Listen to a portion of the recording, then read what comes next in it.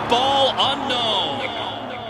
What's up, everyone? Welcome back to another episode of Football Unknown Podcast. If you're new, I'll be your host, Kuro Rosary, and today we got... My name is Richard, and I'm Soccer GH on Instagram. Yes, sir, Soccer Jet. So before we hop into this, man, tell everyone about you. You know where you're from. I'm originally from Ghana. Came to the United States 2013. Went to high school in Connecticut, South Kent. I currently live in Texas. So that's briefly. Okay. So bring us back to the beginning, right? So you said you were born in Ghana? Yeah, born and raised in Ghana. Born and raised in Ghana. How long did you spend in Ghana before you moved up to the U.S.? I was in Ghana till 2013. So pretty much came to high school here when I was 16. Okay. Came late. Should have come a year earlier, but because of certain circumstances, I came here. So I'm 13. Yeah. Okay. So how was it, being raised in Ghana, and how's the whole culture and stuff in Ghana? Yeah. It has its perks. It's tough because everyone plays soccer. Everyone does the same thing. So it's tough, and the opportunities are not as easily as it is here. Yep. Not easy, but there's more opportunities here than it is back home. But again, that makes us who we are. Like, if it was easy and all that, exactly. it wouldn't be that fun. Everyone would do it. So just the competition and how tough it is, actually, makes us who we are now. Okay. Yeah. And at what age did you fall in love with the game of football? As long as I could remember. So I started off just playing street soccer with my friends, just kicking about. So I didn't really join an organized soccer team till later. So it started I would just walk to the soccer field not too far from my house, right? And the soccer coach just came to me out of nowhere and was like, "Yeah, you look like you could play, just the way you're standing." Yep. Just by playing pickup? No, I wasn't even playing. I was just watching them practice. Really? Yeah. And he just walked to me and he was like, "Oh, you want to jump in?"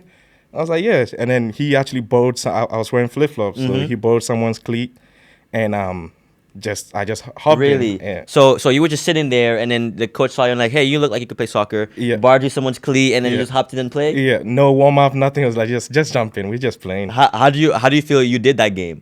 I did good because honestly, I've been playing street soccer for a while, just kick around with my friends. So it's pretty much the same thing. Same thing, right? So it was nothing new at all, but it was more more organized, do this and that. But with the street, you just hop in and play. So it's pretty much the same. So it wasn't nothing new at all for me. Yeah. When did you start to play more structured football?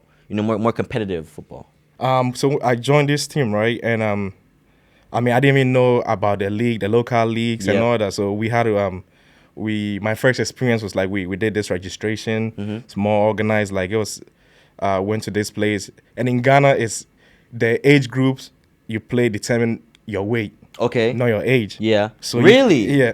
What? So you could be unless you could be 15, right? Yeah.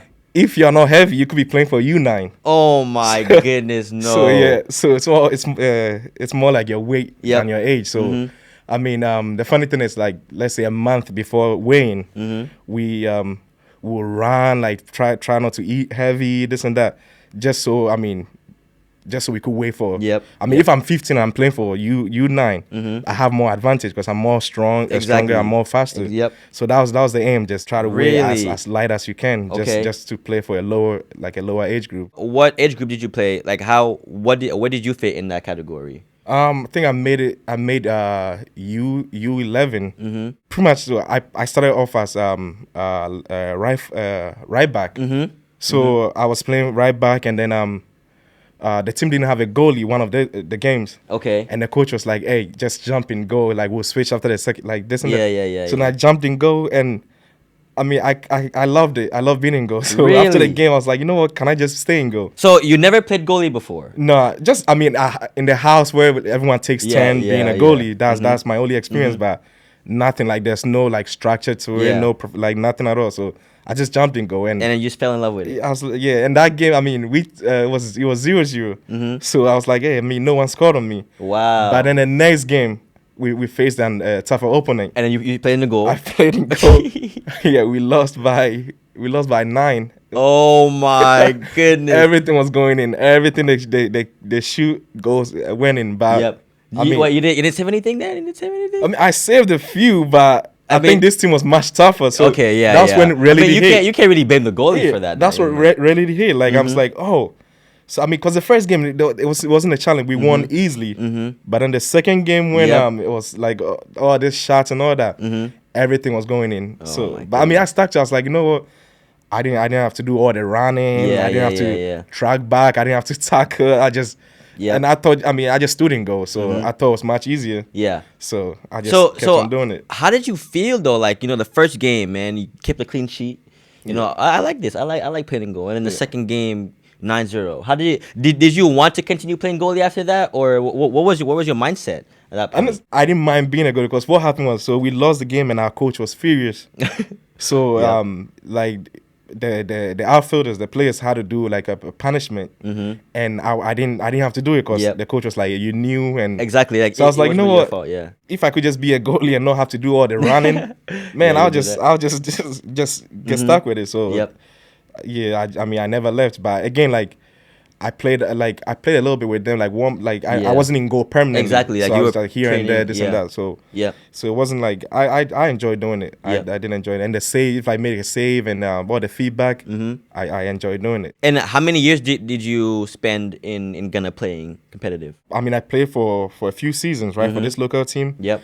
And fortunate enough, our coach, well, I don't know if he still does, but he was a scout for an academy in Ghana called Right to Dream. Okay. We have 10 regions in Ghana instead of states. So what they do is they go around and organize like tournaments, right? And then through the tournament, they select the best out of the best. Okay. And then from all the 10 regions, we met in a place called Dewu in the eastern region, like where the academy used to be at. Yep. So we went through like I think a week of tryout. Okay. And it was like thousands of kids. They ended up picking just 5, including me. 5? Yeah. So what they did was they offered them a scholarship, right?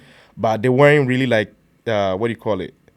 I mean, it took me a while to gain a scholarship. Like I was there for almost a year without being signed because I had like issue. Like it wasn't just soccer. So if you are there, it means you are good, right? Yeah. But what they check is academics too and your character. Yeah. So you could be as good as what like on the field, but if you don't have like if you're not like good discipline, like I mean school they could help you out. Yeah. But what they check the most is the attitude. Yeah. Like if your attitude is bad, I mean it's gonna be tough. So I was on the fence. Like they weren't sure if they wanted me because of my attitude. Like I was in trouble and all that. But then like and then what helped me was like, we had seniors, right? Like people above us, who helps us out because they've been there, they've been through a process. So they'll help you out, tell you what they are looking for. Yeah, give you advice. Yeah, so that helped a lot. Like that, I mean, I went from them telling me they don't know what to do with me to actually being the vice captain of the academy, the whole entire academy. Yeah. So talk to me about that. Like what was happening during that time where like they were still, you know, on the fence of whether they should take you or not? So I mean, we all come together, right? Form a team and all that.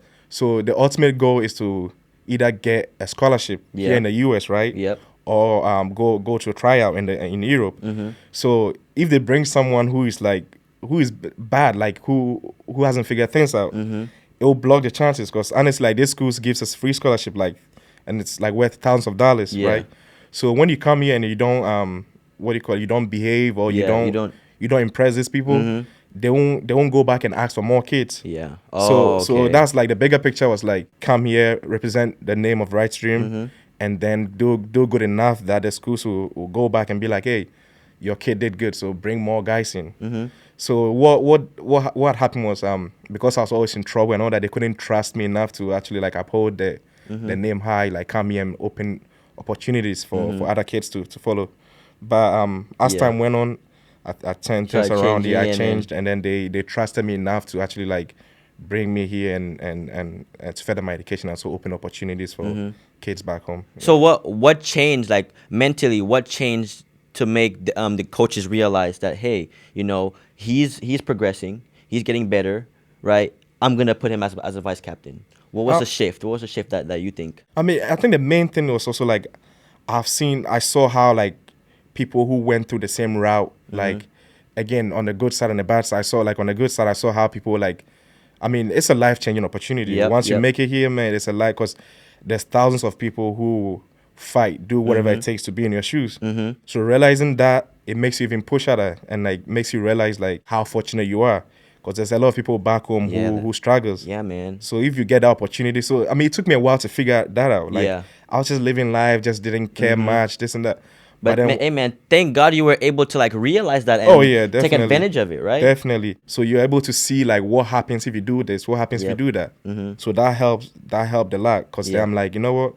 If I don't get my things together, if I don't like, I mean, do what they ask of me, this could happen to me. So so when I started doing that, like starting staying out of trouble, just the smallest thing. Just the small little things, little right? little change. 'Cause it's not a big, so it's because a character. So it's like it's not a big change. Just doing the little good things like here and there, like one day at a time. So they realized, they were like, oh, he changed a lot.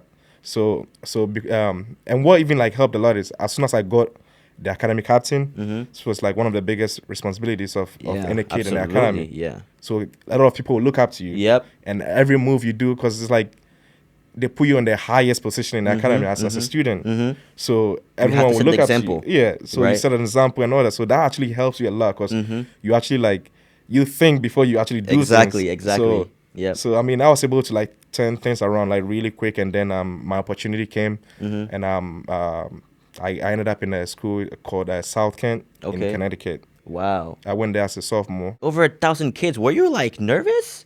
You know, walking into that trial. So it's a 1 week trial, you said, right? Yeah. Were you nervous, man? Like, I honestly, I wasn't, because I solely played. I didn't know the essence of it. I just played for fun. Like I didn't. I maybe it helped a lot. Just the fact that I didn't care about it. Like So what they do is we play twice a day, like very early in the morning, and then in the afternoon. Yeah.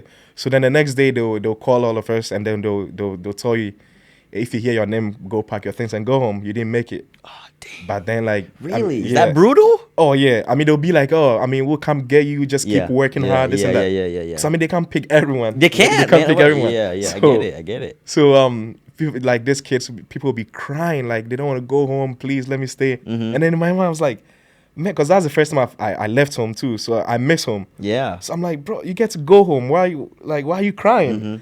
Like, I didn't really see the bigger picture of it. Exactly. Because, I mean, I was just playing for fun. Like, I didn't really care that much. Out of all these thousands of kids, I was the only goalie. So there wasn't no pressure. Yeah. As long as you were good. Yeah. I was nervous at all, to be honest. I was nervous. Yeah. And so how did your parents feel, about you, doing the whole trial and you making it and you getting a scholarship? I mean, my mom was really, really happy, but my dad, on the other hand, like, because most parents in Ghana, right? Like, will tell you they want you to be a lawyer, they want you to be a doctor, all that. Like, but what happens is, like, most kids in Ghana, it's either soccer or education. So, like, in America, they put the two together. You go to high school. Yeah. So here you get to do both. You get to do both, whereas in Ghana, it's structured. Yeah. Whereas in Ghana, you have to focus on. Oh yeah, you can't do both like that. Yeah. I mean, it's changing, but it's one or the other. Why do you think it's like that? Cause it's just, I think it's the facilities here too. Like, schools are structured. Like, I went to a prep school, so everything was structured. Like, after school, soccer, come back, like, to school. So okay. So everything was everything was programmed like that. But in Ghana, like, it's not like that. I played just one game every year for my school team. Okay. So there wasn't like no training or that. It's more like your local team. Okay, and then school. There's no like so it's separate. Yeah, so it's so separate. Yeah. So he was more leaning towards the education side, right? Yeah, even my mom was though, cause yeah, I mean she know people who abandoned school just to play soccer, and she didn't want that. Yeah. I mean, just in case you get hurt, there's nothing that is gonna be hard. Life is gonna be a struggle. So my what do you call it? So the academy, Right to Dream, like, went back to my mom, pitched the idea to them that this is what we're doing, this and that, and show them like what I could become, this and so. Moving up to the US, both school and it's exciting for every parent. So, yeah. So she bought the idea, and my dad, on the other hand, took a while. Yeah, it took a little minute to digest that, right? Yeah. But after, he was supportive. Definitely. Because the thing is, most parents, like, how here, like, parents will come to your game, family will come to your game and watch you play and all that. Yeah. It wasn't like that in Ghana.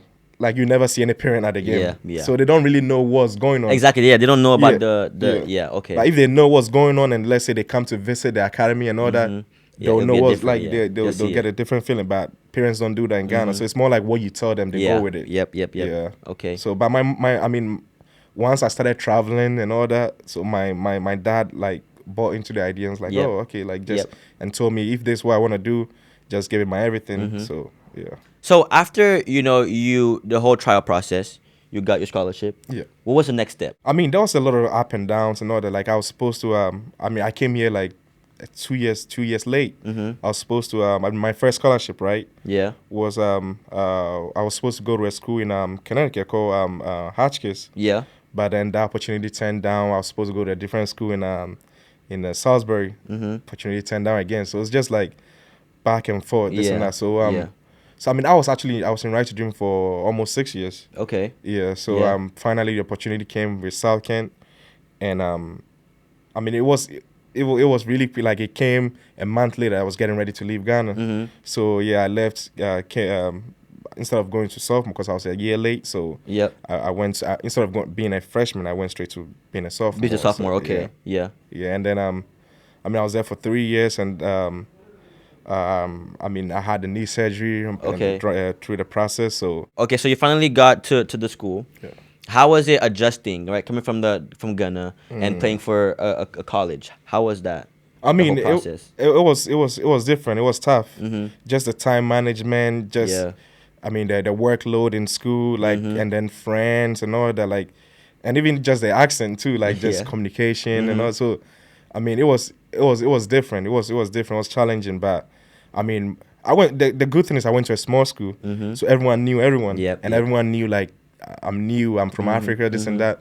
So I mean, once you look lost or confused, like People will help are you there out. to help you. So Mhm. that helped a lot. I mean, if I went to a bigger school, it would probably have been different. Mhm. But because of the school was almost like an environment, like a community type, Mhm. like it was easy adjust. I mean, it was still hard. It was still difficult, but Yep.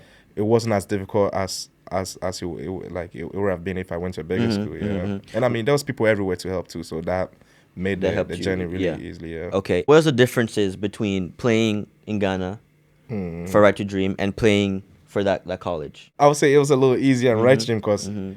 everyone is just like they pick the best out of the best. Yep. So everyone already understood the game. Mhm. So it's just so it was easier playing with them Yep. because it was like I mean Everyone was on the same page. Yeah, and throughout the tryouts and everything, they picked the best out of the best. So Yep. everyone was on the same page. Like From the same place. yes, I mean, and yeah, we stayed like we were kept in the same place. Mm-hmm. So it was much easier. The chemistry was easier and all that. Yep. Because I mean, we pretty much grew up together. Exactly, Like yeah. I mean, if you play with the same people for like 4 or 5 years, Yeah. it's the chemistry is already there. But I mean, here it's more physical here. Like it's more physical. Like who's Okay. tough, this Yeah, and that. yeah. So and the playing style is different. Different here. And how many years did you spend at that school? Like Ghana, right?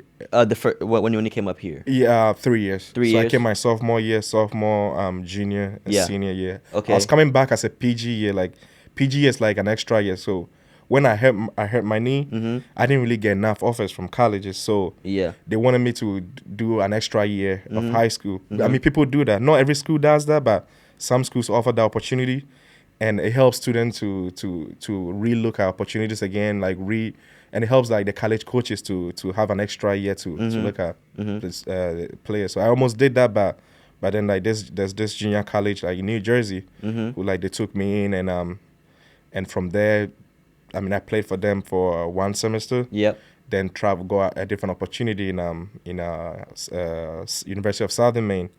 Played there for another 1 year, and then another opportunity came Yep. from Davis and Elkins College. They just hired a new coach, and he needed a new goalie. So one of the coaches like linked me up, and I ended up in I ended up in Davis and Elkins. Okay. Division 2 in West Virginia. Okay. And you said, so was it in high school you got the knee injury? Yes, I think almost my senior year in high school. Oh, yeah, man. partially tore my patella tendon. Man, senior year in high school, Yeah. Getting ready to enter into the Yeah. whole college. Yeah, and then I mean, So how was it, man? Where were you mentally when you got that injury, like late in your senior year of high school? I mean, the thing about me is I don't really let a lot of things stress me out like that, because Yeah. there's certain things you just can't control. Exactly. I only like stress about the things I could control, like having a knee surgery, like, and it wasn't even like I heard it right away. It was just overused knee. Like I Okay, had it, yeah. I was just playing on it, just just go out there play. I'm like, it's gonna get better. Yep. And then over time, it became worse. So around that time is when there's a lot of college recruit Yep. games, like Yep. there's all these showcases. So but I couldn't play in it, and so it was a big setback. But again, actually, I got this opportunity, right? So I got this opportunity to attend at Bates College in Okay. Maine. Yeah. Everything was taken care of. This and I did it at sleepover. Yeah. Like the coach really liked me. Yep. And you were visiting. Were you visiting the college at the time? Yeah, I did Still a in high school? sleepover. Yeah, Okay. did a sleepover. I did actually a sleepover in a few colleges. So this, like, I mean, they told me we want you, this and that. Like, we're gonna offer you a full scholarship. Yep. And I was like, I mean, I was happy. I mean, they even announced it at school because during assemblies they answer people who are set for college. Yep. And everyone like you come, everyone will clap for you, they'll congratulate you. So I did order, and then like later on, the coach called me and was like, "Hey, I'm sorry, we're going with a different route." I mean, I still got offers from different colleges, Yeah. right? But I told them, I was like, I'm all set. Thanks for the offer, this and that. I'm going to Bates College. So I had shot all of those. And then a month to graduation, like almost a month to graduation, the coach calls me and be like, "I'm sorry, we're going with a different route." What? Yeah. What So, was it because he knew about your injury or something else? He just changed his mind. so most like Division 1 schools, right? Their coaches have kind of a little bit more say, like Okay. in who they bring in. Yep. But this was a Division 3. Okay. And Division 3 coaches don't really have enough say at all. Okay. Like it's what the administration goes with. Okay. And they don't really give. I mean, my situation was different. They don't give us a full scholarship for Division 3. Yeah, I heard So that. I think yeah. the coach like got ahead of himself and was like, "Oh, we want you this and that. I'm gonna fight for you." It wasn't guaranteed, but he made it sound like it was guaranteed to Yeah. me. So And then you turn on all of the other oh offers yeah, I because was like, you're oh, set. I'm like, thank you. I mean, thank you for looking at me, but I'm all set. And then just called me out of nowhere because I thought he called to check on me. Yeah. So called and was like, "Yeah, I'm sorry, we're going with a different route." Oh man. So yeah, I was like, oh, thank you, this and that. So what happened was, I didn't break the bridge with him. Like I could have easily be like, "Man, like this Yeah, and like, that, you messed me." that's messed up. Yeah. But I was still like cool with him. So he actually linked me up with Davidson Elkins because he knew the coach. Okay. So and he knew my situation, what had happened. So like more like he was making it up to me. Yeah. So if I bend that bridge, man, Yeah, we there'll have- be no communication. Okay. But I still was like, you know what? Like I still it is what spoke it is, to I get him it, like yeah. here and there, and then he helped me actually get to Get you this where you- college. Yeah. Okay. Yeah. How was it in that new college? Man, it was amazing. It was Division 2, like very high level, very very high level. Okay. It was also a community type college, really small Division 2, like in the middle of nowhere in West Virginia. Yeah. So yeah, I mean it was. Yeah, I mean I got and I'm very like outgoing, so it's easy to like To adjust everything. adjust. Like Yep. I mean I pretty much knew everyone in the school. Like it was small enough that you knew everyone. You know everyone. Yeah. And I was working a lot to. I mean, I didn't get full scholarship. I mean, my host family, the Georges, shout out to them. They Shout out. they helped me a lot, and also like I was working on campus, working in the kitchen, doing the dishes, working at the basketball games, wiping the floor. Yep. So I was pretty much like hustling too, just to because I mean they also have their kids to cater for. So Yeah.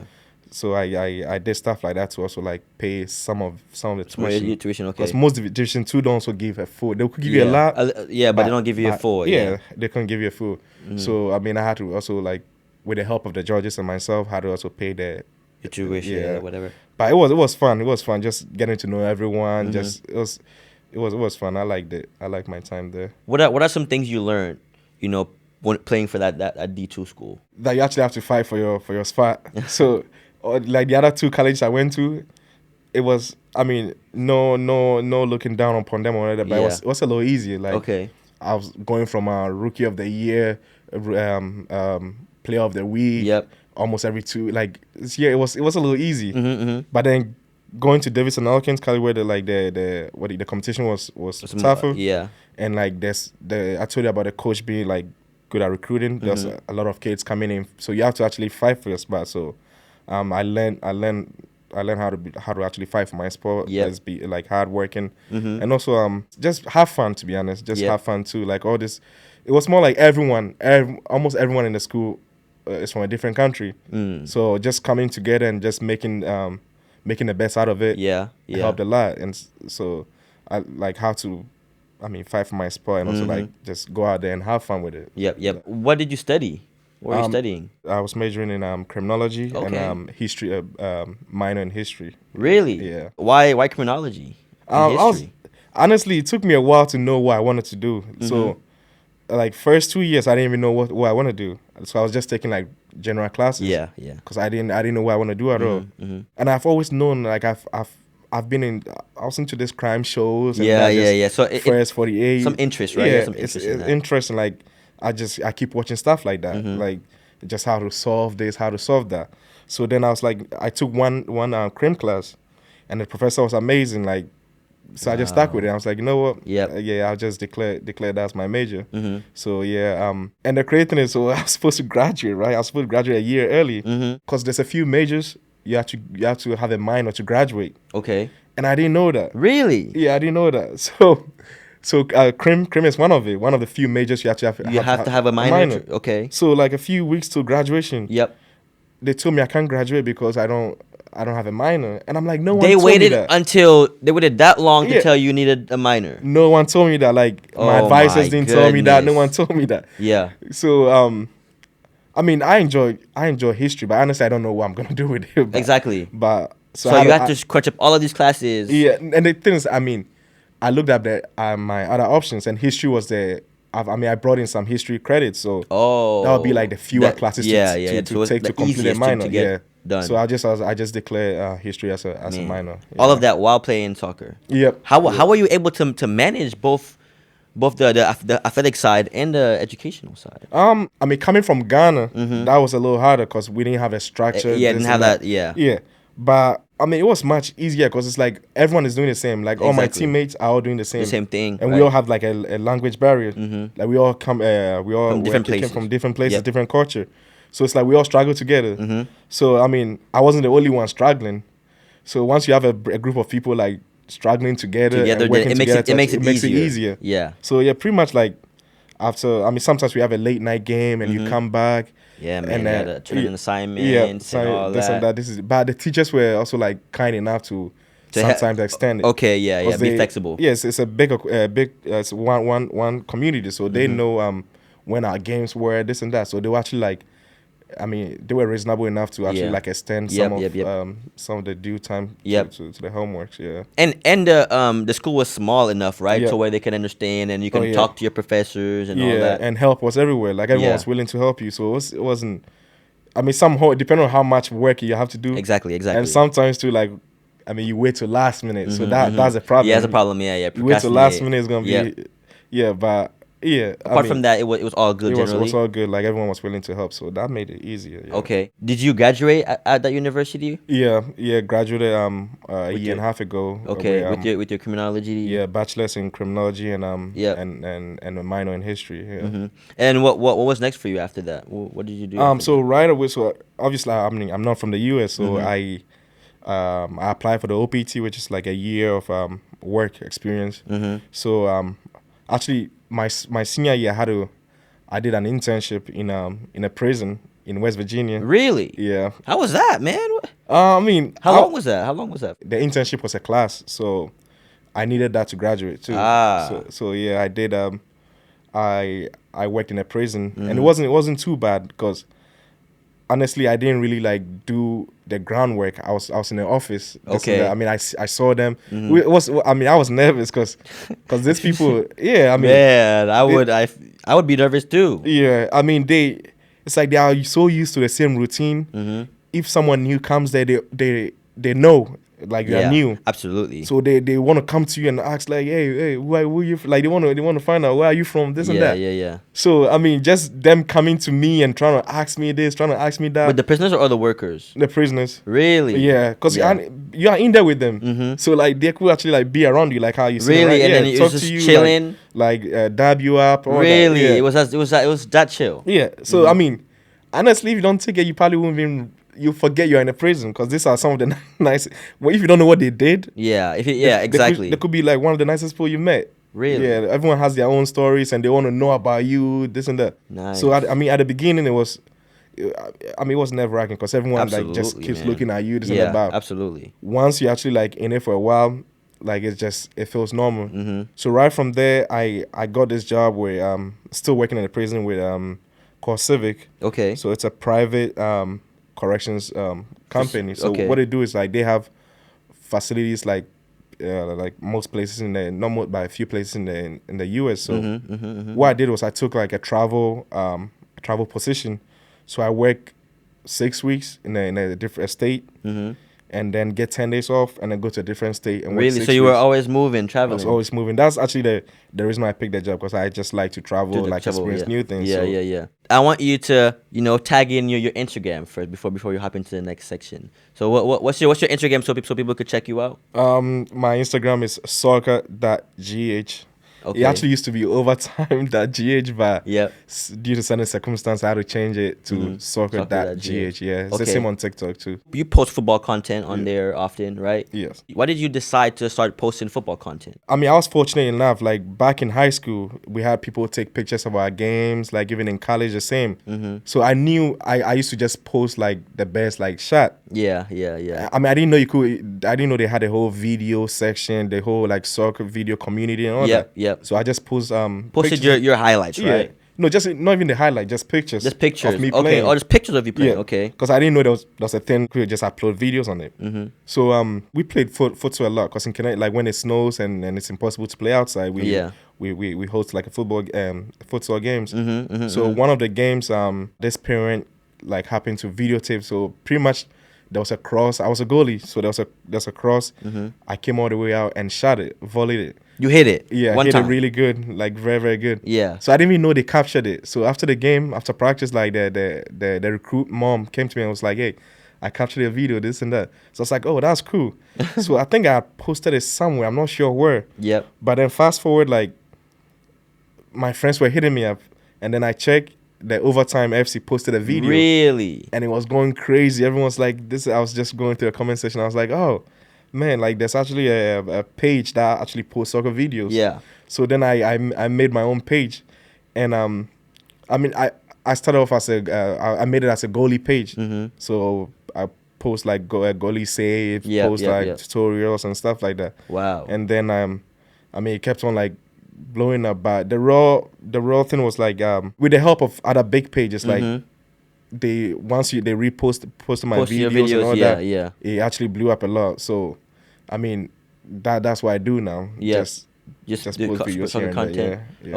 Okay. Before we end, right? Is there anything you would want to tell, kids that want to pursue a career in soccer? Social media makes the world smaller now because honestly, you don't know who is watching. So I think most football, I mean, just add a video. I mean, I'm not saying like do it, just add a video session to it. Yeah. Just so, because there's a lot of like scouts and all that online looking. So you never know. And also like once you have fun with it, it doesn't become like a work or it doesn't become like an obligation. It's just having fun with it. And also you don't know who is watching. Just go out there, do your best. Yep. And opportunities will come. Like opportunities will definitely come. Just keep on pushing. And anyone who wants to get to who wants to like take the influencer / like the soccer video route. Yep. Just keep doing what you're doing. Keep posting. Keep being posting consistent. keep posting. And don't even think about the likes you get. Don't think about the views, the followers. And just do what you do. Exactly. Enjoy the process. Enjoy the process. I mean, it's not always smooth, but just enjoy the process. Enjoy the up and down that comes with it. What's one good thing that you like to share that you took from being an influencer, and what's one bad thing? It honestly feels good when like brands hit you up and they want to like they like what you do and they want to actually like send you stuff. Like it's amazing. Like the first time I actually got stuff from a brand, I'm actually doing what I enjoy doing. I'm getting stuff from it. Like it's just an amazing feeling. And also like there's always haters online. There's always people who critic. I mean, it's part of the process. Exactly. So waking up, checking your messages, and people telling you like how you impact them and how you inspire them to do what they do is the best feeling. And also like again, the bad side of being on social media is, again, it comes with people being mean, people like calling you names and all that. I mean, it doesn't really affect me, but it can affect someone, you, right? Yeah, easily can affect you, just depending on how you how you look at it. Yeah, but I'll just say, like, I mean, take the good from it. Just don't let things like that affect you, because there's more good things than the bad thing. Yeah, so just keep your heads up and just do what makes you happy, to be honest. Yep. Okay. Yeah. Don't try to impress anyone. Just do what makes you happy. Yep. Okay. Now, if you don't mind sharing, can you bring us through the first time, a brand deal came up to you and like how you felt? So the first time, it was actually early in the morning, because that's the first thing I do when I wake up. Just check my phone and see what's going on. Yeah. So I checked my phone, and Body Armor just hit me up. Really? And was like, we have these drinks and that. Do you want to try it? I was like, wow, this is crazy. What the hell? Like, and I didn't really have much followers, so I'm like, because I actually think brands like that will hit you up if you have more, like, it's almost like their own gain. Okay. Because again, if you have more followers, people will also, like, it's like promoting them as well. But I didn't have much followers at all. I saw the blue tick on the Insta, so I was like, okay, this is valid. This is valid. Yeah. No one is trying to scam me. So then I sent them my address and all that. So I was just waiting for. I was like, man, this is crazy. Yeah. Like, honestly, I didn't tell anyone, because I wanted to get it first. Make sure you get it, and then you can. Because then you tell your friends, and then it'll be like a week later, it'll be like, like, did it come in? I was like, so I waited till I got it. And I was like, oh, look, I was telling my friend, because there's a few friends who, like, actually, like, knew my journey, like, I started with. Yep. So yeah, I was super excited, like, and actually that motivates you to do more, because you go like, wow, people are actually looking, like, because like Body Armor it's a big brand, like, they work with professional players, they work with professional brands and all that. So the fact that they'll go out of their way to just see my small followers and reach out to me and actually send me stuff. Yep. It felt amazing. Yep. So that's just the best, one of the best feelings. Right? So yeah, it's a blessing too, because not everyone like are able to do that, right? Coming all the way from Ghana, man, and now here. Sometimes you just have to, like, appreciate. Just sit back and just see all of the things that you've achieved, and just honestly, that's I think that's one thing I try to, because honestly, like, you get lost. I mean, with all these things going on, your this busy current life. event, busy life, sometimes you just have to sit back and just appreciate how far you've come. And I mean, that once you do that, I mean, don't let that relax you. Just let that be a motivation. Exactly, like, to keep going. Yeah, this is how far I've come. Like, I could go even further. So that's one thing I think I should like learn to do more. Just sit and be like, wow, like, look how far I've come. Like, just I mean, be proud of yourself. Just give yourself some credit. Yep. Have faith in yourself. Have faith in God. Yeah, right? Definitely have faith in God too. Definitely. Absolutely. Yeah. Well, man, it was a privilege talking to you, man. Coming all the way from Dallas, Texas, to be on the podcast today, man. I really appreciate you. It was a privilege sitting here talking with you, and I hope to see more of you in the future. Thank you. I appreciate you, sir. All right. Thank you for having me.